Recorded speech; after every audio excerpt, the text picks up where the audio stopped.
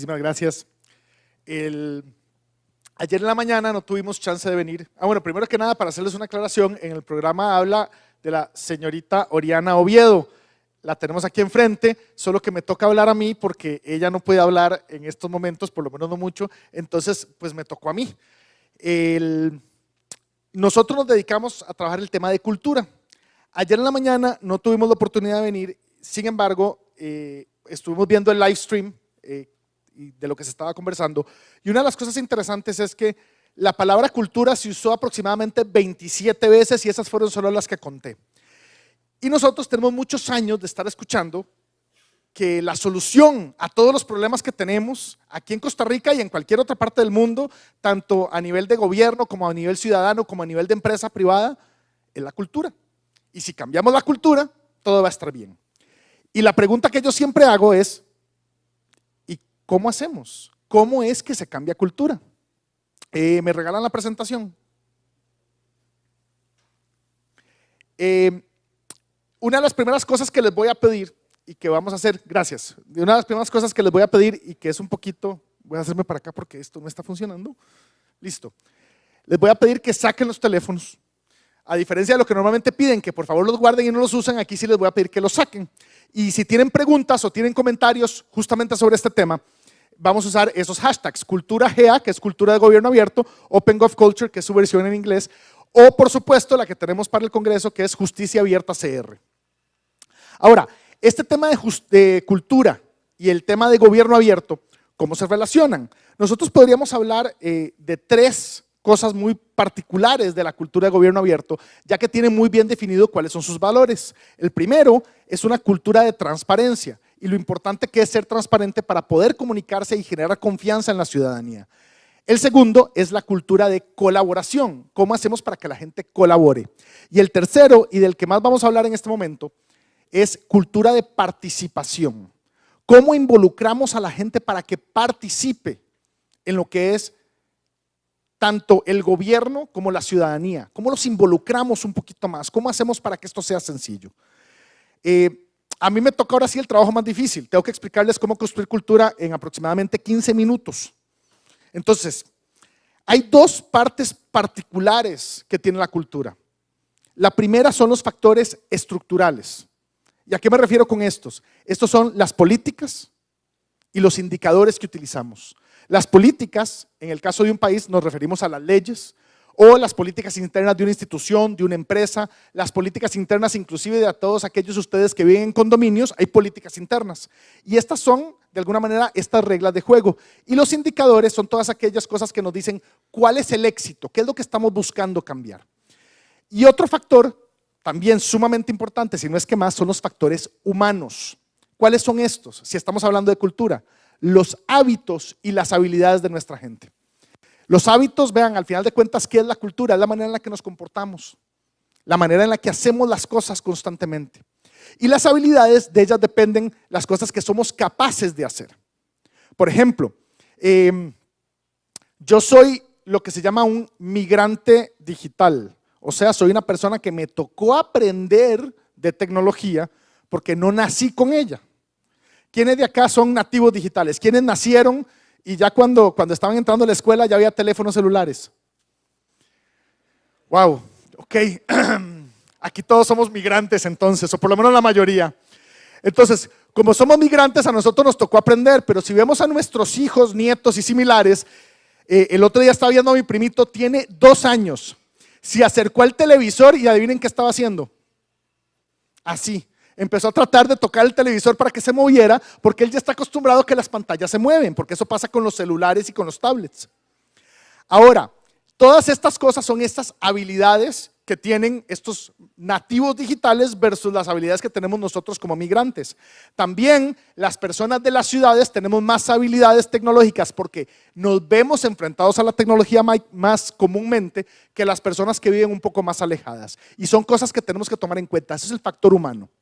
Generalmente, cuando pensamos en construir cultura, hacemos esto. Nos vamos de los factores estructurales hacia los factores humanos. Esto es un error sumamente importante. Nos pasa también cuando estamos hablando hace poco estamos hablando justamente de cultura de tecnología e innovación. Pensamos que con solo comprar tecnología en una institución, una empresa, ya las cosas van a mejorar. Y no, si la gente no sabe usarla, si la gente no se apropia de esta tecnología, ahí está, es una bonita decoración y en muchos casos una decoración muy cara.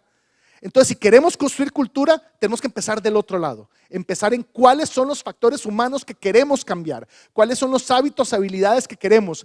Y basados en esas, construir políticas e indicadores que nos ayuden a reforzar esos hábitos, a llevar a la gente hacia el comportamiento que realmente estamos esperando, a recompensar de alguna forma los comportamientos que sí queremos.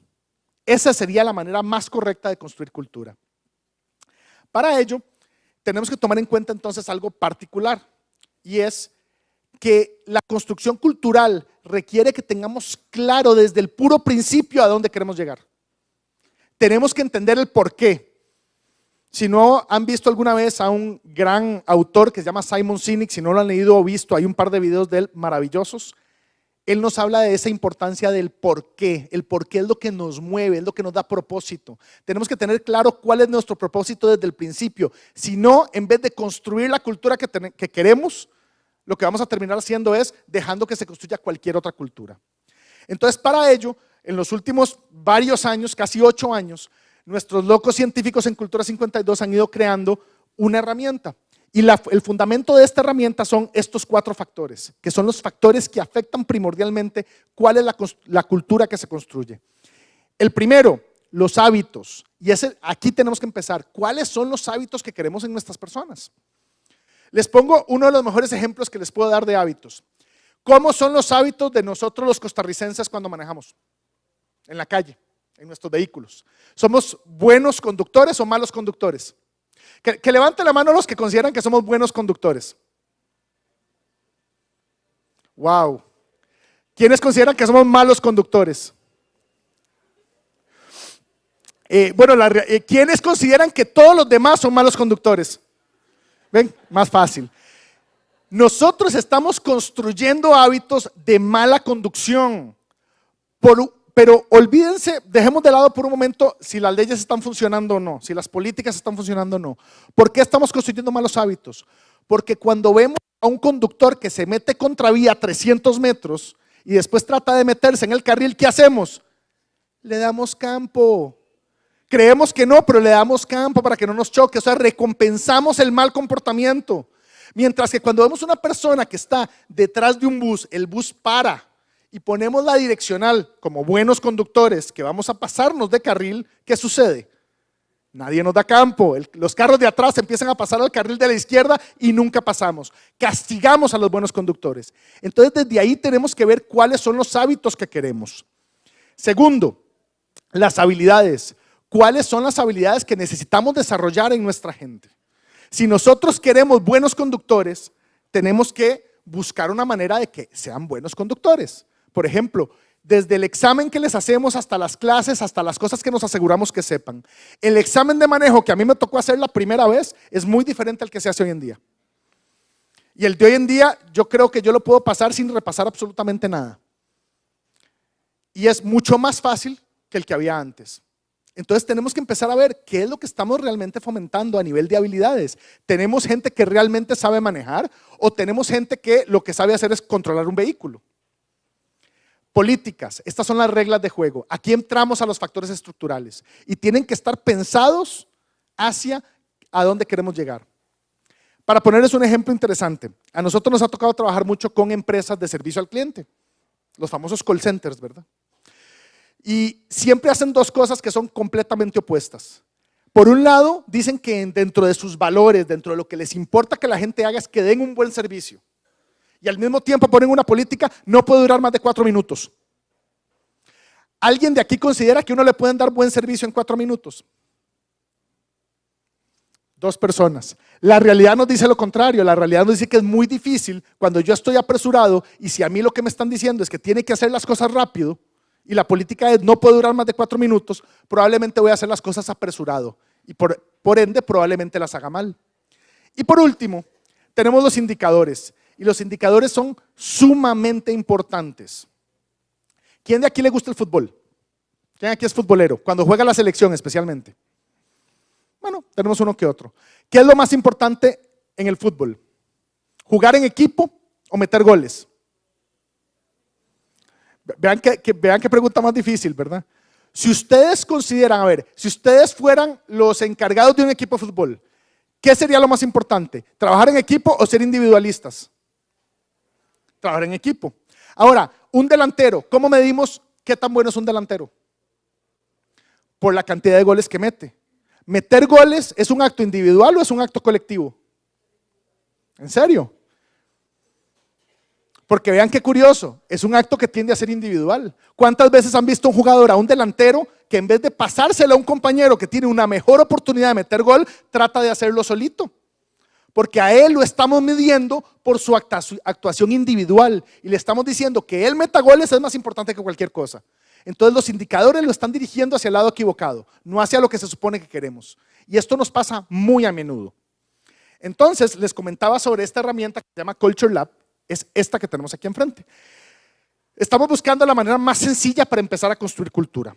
Y como Oriana es una de las Jedis, o en este caso Sith de gobierno abierto, no solamente es su especialidad, sino es su pasión. Ustedes tienen que ver cómo habla y cómo se mueve en el tema de gobierno abierto. Resulta que estamos investigando qué es lo que la gente cree que debería ser esta cultura. Entonces, sí los voy a invitar a aquí queda este link, pues se los vamos a poner en nuestras redes sociales por si lo quieren llenar. Es una encuesta que habla justamente sobre estas cosas. ¿Cuáles son los hábitos, las políticas y los indicadores que deberían de haber? Y les vamos a compartir un poco de los resultados, porque esto ya lo empezamos hace varios meses. Si nosotros queremos construir cultura, ¿qué es lo primero que tenemos que definir? ¿A dónde queremos llegar? ¿Cuál es el objetivo? Entonces les dije que íbamos a hablar particularmente de participación. Entonces supongamos que lo que queremos hacer es construir una cultura de participación.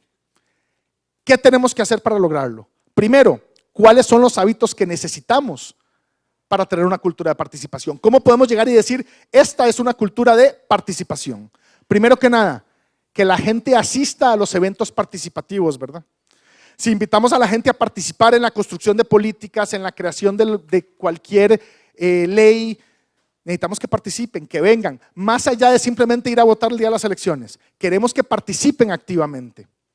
Segundo, que se mantengan informados, que realmente se tomen la molestia de leer más allá de la última noticia sensacionalista y vean a ver qué es lo que está pasando con sus gobiernos locales, con el gobierno en general, que realmente se mantengan informados en temas de cómo puedo participar más. Que hagan consultas activas, que estén constantemente preguntándole a sus gobernantes qué está pasando, qué está pasando con esto, por dónde se están moviendo las cosas. Compartir información. Que no solamente yo busque la información para mí, sino que quiera compartirla para que todas las personas a mi alrededor estén informadas de qué está sucediendo. Y por último, participar. O sea, realmente si queremos una cultura de participación, ¿qué necesitamos? El hábito de que la gente participe. Y ahorita les voy a poner un ejemplo interesante de esto. Habilidades. Para participar hoy en día necesitamos habilidades y son sumamente importantes. La primera, comunicación asertiva. Tenemos que aprender a comunicarnos. ¿Cuándo fue la última vez que ustedes, como ciudadanos, leyeron un comunicado de alguna otra institución que ustedes tal vez conocen poco y la entendieron bien? Temprano, don Carlos nos estaba hablando de la importancia de que la comunicación sea clara y sencilla. Tenemos que aprender a comunicarnos asertivamente, tanto dentro de las instituciones como fuera de ellas. Segundo, tenemos que tener herramientas para trabajar en red y tenemos que saber usarlas. El hecho de que exista, por ejemplo, Google Drive, no significa que todo el mundo sepa usarlo, que todo el mundo sepa cómo usar un documento compartido. Tenemos que saber hacerlo si queremos que nuestra gente participe, porque si no sabemos usar la tecnología, hasta ahí llegamos. La tecnología es muy bonita, pero si nadie la usa, es una bonita decoración. Trabajo en equipo, tenemos que aprender a trabajar en equipo, es una habilidad, no es algo con lo que nacemos de manera innata. El deseo sí, la habilidad para hacerlo no. Muchas veces llegamos a trabajar en equipo y lo que queremos es imponer nuestro criterio en vez de ver qué es lo que podemos hacer para aportar y construir algo más grande. Liderazgo, habilidades blandas. Siempre hablamos de esas habilidades y por eso lo pongo entre comillas. Les decimos habilidades blandas a cosas como comunicación, como inteligencia emocional, cosas que sabemos ya científicamente que son importantes para que la gente sean buenos líderes. Y todavía a veces creemos que los líderes nacen. Es que tiene liderazgo innato. No. El liderazgo no es innato, el liderazgo se aprende. Puede ser que uno traiga mucho potencial, pero se aprende. Y enseñarlo se vuelve sumamente importante. Y esa última, ya no me acuerdo qué decía. Ah, sí, gracias. Educación de ciudad. ¿Quién ha oído hablar de las ciudades inteligentes? Ahora les hago una pregunta. Para los que no han escuchado, estamos hablando de estas ciudades que tienen todo el planeamiento y tecnología detrás. Pero ¿quién tiene que ser inteligente? ¿Las ciudades o los ciudadanos? Los ciudadanos.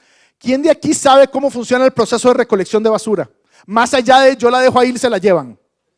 ¿Quiénes saben a dónde van los camiones? ¿Cómo funciona ese proceso? ¿Hasta dónde los llevan? ¿Qué efecto tiene en el medio ambiente?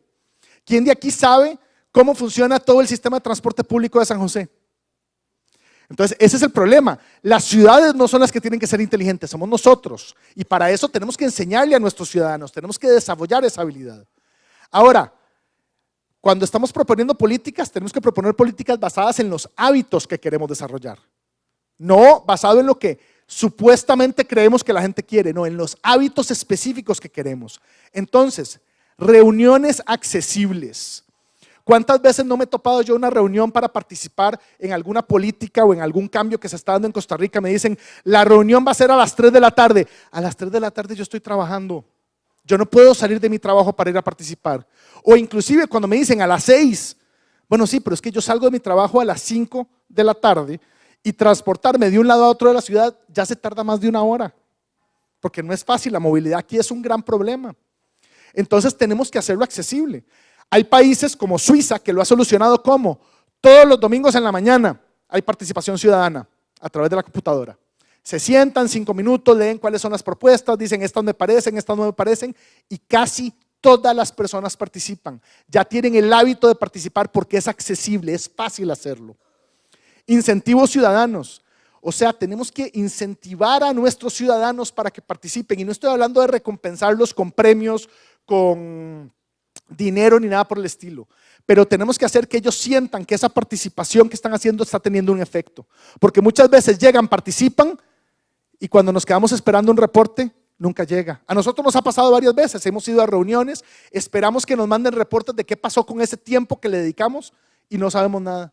Y tenemos ahora que dedicarle más tiempo en ver a ver que nos manden algo para ver qué fue lo que pasó. Entonces tenemos que recompensarlos, que incentivarlos, que decirles lo que ustedes están haciendo realmente vale la pena y está teniendo un efecto. Las consultas ciudadanas, como les contaba el caso de Suiza, tenemos que consultarle a nuestros ciudadanos a veces desde el principio. ¿Por qué esperarnos a que la política, a que la ley ya esté completamente escrita para ver qué piensan los ciudadanos de ella? ¿Por qué no proponerla desde antes, como una idea? Y que nos digan qué piensan. ¿Les parece una buena idea esto? Sí, no. Si la mayoría nos dicen que no, dejemos de gastar el tiempo en esas cosas. Vean lo importante que se vuelve en estos casos la participación. Comunicación multicanal, que hayan diferentes canales de comunicación, que no sean siempre los mismos. Siempre nos quedamos esperando la televisión, la radio, los canales tradicionales y hoy en día hay muchos canales más. Y tenemos que saber utilizar cada canal. No son lo mismo las redes sociales que la televisión. No es lo mismo Twitter que Facebook. Y sin embargo, hoy en día la mayoría de la gente recibe las noticias a través de estos canales. Tenemos que saber usarlos y aprovecharlos. La famosa ley de habeas data. Queremos que la gente participe. ¿Adivinen qué? Tienen que saber en qué están participando. Tienen que saber tenemos que tener esa transparencia de que la gente sepa en qué se está metiendo, cuáles son las leyes, qué es lo que está pasando, cuáles son los casos específicos que les interesan a ellos. Por ejemplo, ¿cuántos de nosotros realmente saben lo que está pasando con inclusive cosas que a nosotros nos importan? ¿Quién de aquí sabe cuándo va a ser el próximo aumento o disminución en el precio de los combustibles? Bien, hay como 3 o 4 personas. ¿Y el resto? ¿Por qué no sabe? Digo, porque ¿a quién le importa aquí el precio de los combustibles? Entonces, ¿por qué tan poquitos de nosotros sabemos? Porque no hay una buena comunicación y a veces no es fácil conseguirla. ¿Qué decía esa? ¿Ves? Permiso. Así, formatos de participación simples. ¿A qué me refiero con esto? Que para participar tiene que ser fácil hacerlo. Así como lo están haciendo en Suiza, me siento en la computadora y en 5 minutos di mi opinión sobre 5 propuestas de ley diferentes. tiene que ser fácil participar, porque si participar para algo me va a tomar horas de horas de horas de horas de horas y no se lo puedo simplificar a mis ciudadanos y tengo que atravesar cientos de kilómetros, imagínense las personas que están realmente lejos, en lugares muy alejados de San José o de núcleos de poder, imagínense lo que tienen que llegar a hacer para poder participar. Si no es fácil, adivinen qué hace la gente, no participa. Si no nos lo hacen fácil, no participamos. No es que nos lo tengan que hacer regalado, pero lo tienen que hacer fácil. Tenemos que poder acceder a esa participación. Y por último, tenemos los indicadores y estos se vuelven sumamente importantes para saber que estamos midiendo lo correcto. Primero, el número de participantes. Vean, qué tanta gente participa es importante, porque si no, empezamos a tener este montón de espacios donde los que participan, adivinen qué, siempre son los mismos. Y si siempre son los mismos, nos estamos perdiendo de la posibilidad de escuchar opiniones de millones de personas. Entonces tenemos que empezar a medir cuántas personas realmente están participando. Y vean que lo hacemos. En las votaciones nacionales lo hacemos. ¿Cuál es el porcentaje de abstencionismo? Y esa es la más fácil de todas, ¿verdad? Imagínense en las demás que se vuelven todavía más complicadas. El número de acuerdos que tomamos con participación ciudadana. O sea, ¿cuántos acuerdos se toman donde realmente hubo participación de la ciudadanía en esos acuerdos? La confianza institucional. También temprano estaba oyendo a Carlos, ayer estaba oyendo a don Álvaro que decía justamente esto. Tenemos que restablecer la confianza de las instituciones, si no la gente no va a querer tener nada que ver con nosotros. Y es importantísimo, es de las pocas mediciones cualitativas que se vuelven vitales para saber qué es lo que está pasando. Si la gente tiene una alta confianza en sus instituciones públicas, adivinen qué, van a participar, porque si la confianza es baja, ¿para qué participo? No vale la pena participar en ese caso. Presupuestos participativos. ¿Cuántas veces participamos a la gente de nuestros presupuestos? ¿Realmente estamos gastando los dineros en cosas que se necesitan? ¿En cosas que la gente realmente necesita? ¿En cosas que la gente desea? ¿O no? O simplemente la gente no sabe qué se está haciendo, que se está gastando dinero de ellos, porque al final de cuentas el dinero no es de nosotros, el dinero es del pueblo. Y si nosotros lo estamos gastando, ellos deberían de tener participación, o todos nosotros como ciudadanos deberíamos de tener algo de participación de en qué se gasta ese dinero. Iniciativas ciudadanas. ¿Cuántas iniciativas ciudadanas existen? Es una gran medición de qué tanto está participando la gente. Por aquí tenemos, ¿dónde estaban la gente del Residencial Málaga? Se me perdieron. Ahí están, que gracias a su iniciativa ciudadana lograron quitar una torre que estaban montando ilegalmente en su urbanización. Gracias, excelente. Vean qué importante es ver cuántas iniciativas ciudadanas realmente existen. ¿Por qué todo tiene que salir de gobierno? No, que salga de la ciudadanía también. Regálame esa última. Así, los equipos multisectoriales. ¿Cuántos equipos multisectoriales hay? Una de las cosas que a nosotros nos pasa mucho es que solo hablamos con personas que saben lo mismo que nosotros. Vean qué aburrido se vuelve. Solo nos sentamos a hablar con las personas, todos en este grupo o en un círculo particular sabemos sobre leyes. Dice, muy bonito, qué dicha que todo el mundo sabe sobre leyes. ¿Y qué piensa la gente que no sabe sobre leyes al respecto? Porque al final de cuentas, las leyes los afectan tanto a los que saben como a los que no saben. Entonces se vuelve sumamente importante que los grupos sean multisectoriales, no solamente grupos de gobierno, grupos de empresas, sino que todos los sectores estén representados. Y el último. Gracias. Y por último, el número de proyectos que se ejecutan con participación ciudadana.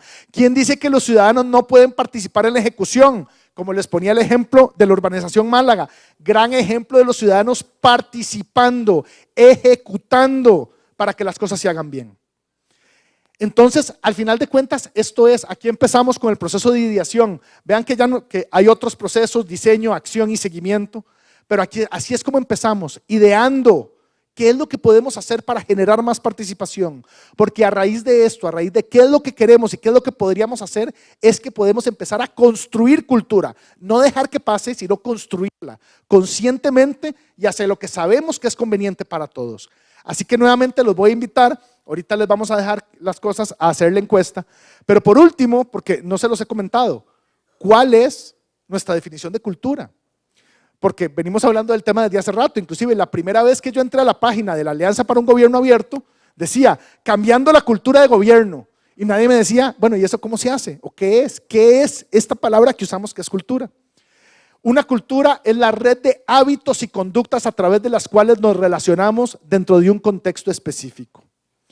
Y para ponerles en claro qué tan específicos se vuelven estos contextos, ¿quién de aquí hace lo mismo cuando está manejando que cuando está tranquilo en su casa o cuando está sentado en la oficina?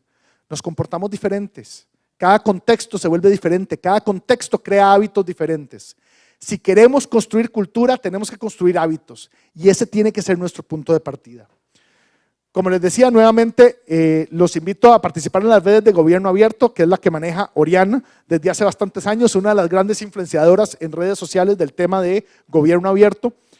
Los invito a participar de esta encuesta, ahorita se las volvemos a pasar, en cualquiera de las redes está colgado la encuesta varias veces para que la vean, ya sea en Facebook, en Twitter, y los invito, si llega, y los invito por supuesto a las redes de Cultura 52.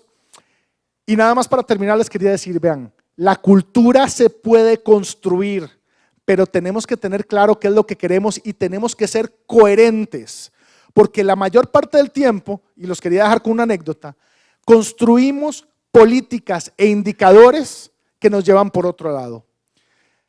En la época colonial de Inglaterra, cuando India era una de sus colonias, en un momento dado tuvieron una epidemia, por así decirlo, de cobras. Habían demasiadas cobras, era como una gran peste, por todo lado habían cobras. Y los británicos dijeron, queremos deshacernos de ellas. Entonces hicieron una de las cosas que consideraban más sencillas. Vamos a pagarle a la gente por cada cola de cobra que nos traigan, perdón, por cada cabeza de cobra que nos traigan. Entonces, maravilloso. Esto con la idea de que desaparecieran las cobras. ¿Qué creen ustedes que pasó? Gracias, ahí está la palabra correcta. Empezaron a cultivar cobras. ¿Por qué? Porque si me pagan por las cobras, las cultivo. Les pongo otro más cercano a nosotros para que vean cómo a veces las políticas dañan totalmente lo que queremos hacer. El objetivo de la restricción vehicular, tanto aquí en Costa Rica como en muchos países, tiene uno de los impactos que se supone que queremos que tenga es la contaminación, ¿verdad? Que se reduzca la contaminación guardando el vehículo una vez a la semana. Pero ¿qué es lo que pasa? En casi todos los países que tienen restricción vehicular, muchas personas tienen 2 vehículos o 3 en algunos donde de repente las restricciones son más largas. Pero ¿cuál es el problema? Que el segundo vehículo o el tercer vehículo es de mucho peor calidad. Entonces cambiamos, que la persona guarde su vehículo 2015, 2014 que está en buen estado, que contamina poco, por un vehículo 1991 que contamina, que apenas pasó la revisión técnica, ¿verdad? Así con lo mínimo, y está contaminando 4 veces más. Y el efecto que también se suponía que íbamos a tener en el tránsito, tampoco existe. Entonces vean qué importante. Primero tenemos que empezar en cuáles son los hábitos para después construir todo lo demás. Y así podemos empezar a construir una cultura positiva. Muchísimas gracias.